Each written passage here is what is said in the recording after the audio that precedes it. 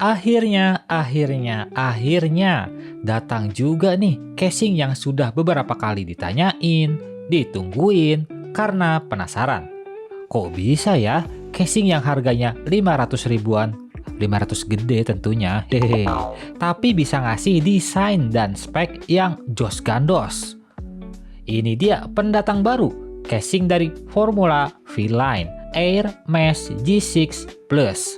Buat namanya kepanjangan sih jujur. Tapi kita awali dulu deh dari ukuran casing ini. Air Mesh G6 ini punya dimensi yang terbilang ceper tapi memanjang, dengan panjang di sekitar 445 mm, lebar di 246 mm, dan tinggi di 365 mm. Casing ini cocok ditaruh di atas meja, dengan catatan meja kamu itu cukup lebar. Seperti yang saya bilang tadi, casing ini tampilannya ceper tapi memanjang ke belakang dengan desain mesh di depannya, menjadikan casing ini udah jaminan bagus soal airflow. Di bagian sampingnya, kita bakal nemu logo brandingan Formula ditemani dengan I/O front panel yang menurut saya ini lengkap loh. Di antaranya itu ada tombol power, tombol restart yang secara default ini dipakai untuk ganti mode atau warna ARGB pada fan casingnya sob. Lalu ada combo jack audio, satu USB 3.0, dan terakhir ada USB Type-C Gen 2. Yap, ini USB-C beneran ya, bukan yang siluman-silumanan. Mantep kan? Ya walaupun belum semua mobo support USB-C ya, tapi setidaknya Formula sudah kasih. Bagian atas casing ini polos aja sih, tapi kita di sini udah dikasih dust filter di bagian atas dengan modelan magnet. Di bagian bawah juga kita dikasih yang sama ya.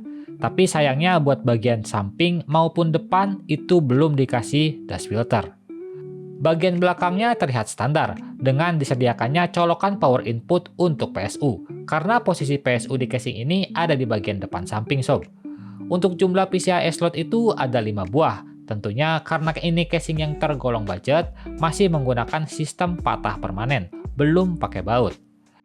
Nah terus buat buka side panel pada casing ini tergolong standar aja sih. Bagian kacanya itu screwless alias tanpa baut, tinggal dicongkel aja di bagian ini. Tarik dikit, udah kelepas. Enak sih, gak perlu keluar tenaga banyak. Sedangkan untuk ketebalan kacanya tergolong biasa aja sih, nggak tebel, nggak juga tipis. Lanjut, buat buka sisi satunya itu masih pakai baut konvensional 2 buah, atas dan juga bawah.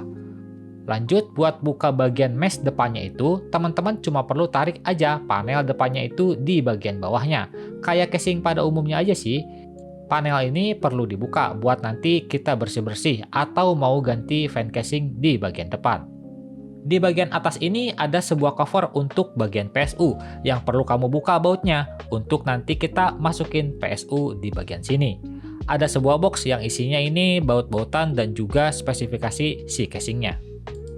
Bagian dalam casing ini kelihatan banget dah leganya dan juga kelihatan banget ini panjangnya.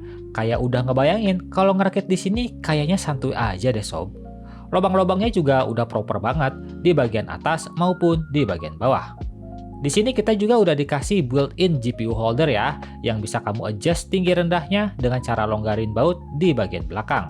Sepele, tapi sangat membantu untuk yang punya VGA 3 fan.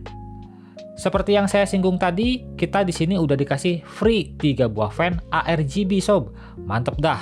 Di bagian depan itu ada 2 buah dan di bagian belakang ada 1 buah. Tapi fan casing ini kualitasnya biasa banget ya sob, bukan yang gimana-gimana. Namun sebenarnya yang spesial itu ada pada bagian kabelnya sob. Pas saya cek, ini ternyata kabelnya enggak umum alias ini udah tersambung. Bukan di situ sih letak spesialnya, tapi ada di kabel SATA-nya ini. Ternyata kita cuma perlu sambungin kabel SATA dari PSU ke kabel SATA yang ini. Dan kita udah dapat ARGB controller gratis. Cara ubah modenya atau warnanya tinggal pencet aja tombol restart. Ini bermanfaat banget sih kalau misal mobo kamu belum support ARGB. Misal mobo kamu udah support pun kita tetap dikasih kabel 3 pin ARGB-nya kok. Atau misal juga kamu mau tambah fan casing lagi biar bisa connect dengan fan bawaan, itu tinggal colok aja ke ARGB yang ini. Ini nih bagian terpentingnya, yaitu dukungan. Formula V-Line Air Mesh G6 Plus ini mendukung mobo hingga MATX 4 slot RAM. tapi belum support versi BTF ya. Tinggi CPU cooler itu maksimal bisa sampai 165 mm. Hampir semua tower cooler bisa masuk nih. Lalu panjang VGA maksimal itu di sekitar 405 mm. Semua VGA juga masih bisa masuk karena emang casing ini bentuknya memanjang. Untuk dukungan fan casing 12 cm itu bisa 2 buah di bagian depan, 1 buah di belakang, 3 di bawah, dan 3 di atas. Untuk dukungan I/O radiator bisa 360 mm di bagian atas aja sob. Lalu untuk dukungan storage itu maksimal bisa 2 buah aja ya. Bebas mau pilih antara 1 HDD dan 1 SSD atau 2 SSD sekaligus pada bagian bracketnya ini. Di bagian ruang kabel manajemennya ini saya ngerasa mirip kayak casing modelan akuarium gitu ya. Selain daripada posisi PSU yang ada di samping, desain bracket storage-nya juga dibuat panjang gitu, jadi semakin mirip sama casing akuarium. Namun overall udah lega banget sih, gak perlu khawatir ngatur kabel di sini. Buat sisa kabel itu bisa disimpan di bagian bawah PSU-nya ini ya, yang mana udah ada covernya biar nanti kelihatan lebih clean. Nah, seperti biasanya, saya akan rakit di casing ini, lalu saya akan bagikan pengalaman rakitnya, beserta saya akan sebutkan juga hal-hal yang saya sukai maupun kurang saya sukai pada casing Formula Air G6 Plus ini.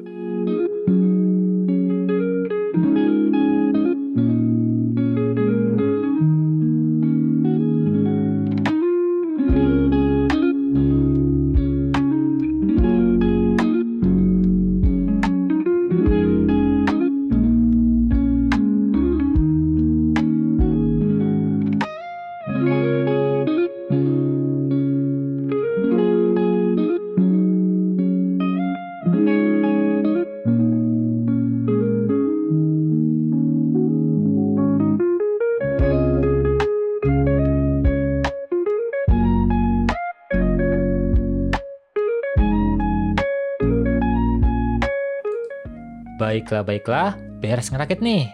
Dan jujur, to the point aja deh. Rakit di casing ini EZ banget. Pertama, karena jeroannya itu lega. Kedua, karena kabel manajemennya juga mudah.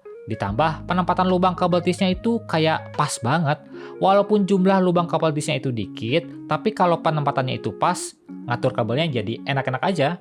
Saya yakin, walaupun kamu seorang pemula, bahkan pakai fan full ARGB, tetap masih bisa dipermudah ngatur kabelnya. Ya intinya pengalaman rakit di casing ini mudah dan menyenangkan.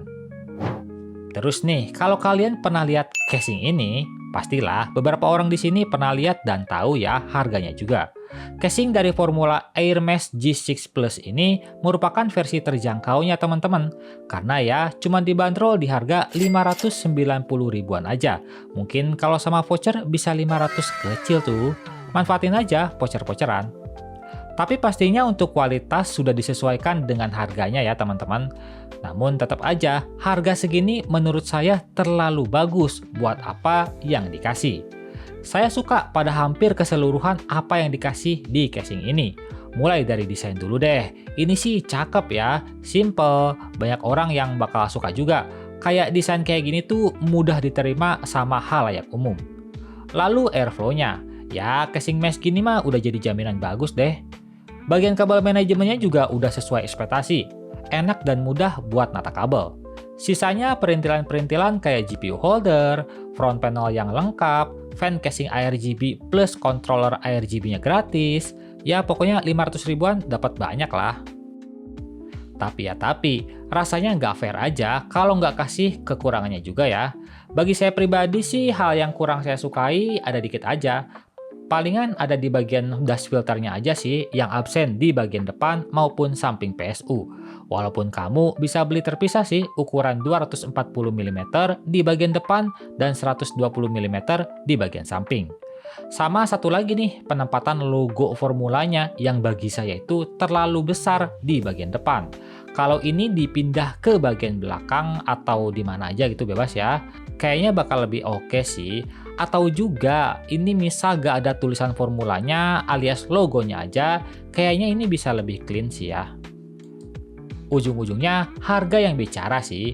casing dengan rentan harga 500 sampai 600 ribuan gini udah kasih banyak nilai positifnya. Buat saya sih auto sikat, tinggal nunggu tanggal kembar aja biar makin murah lagi. Hehe.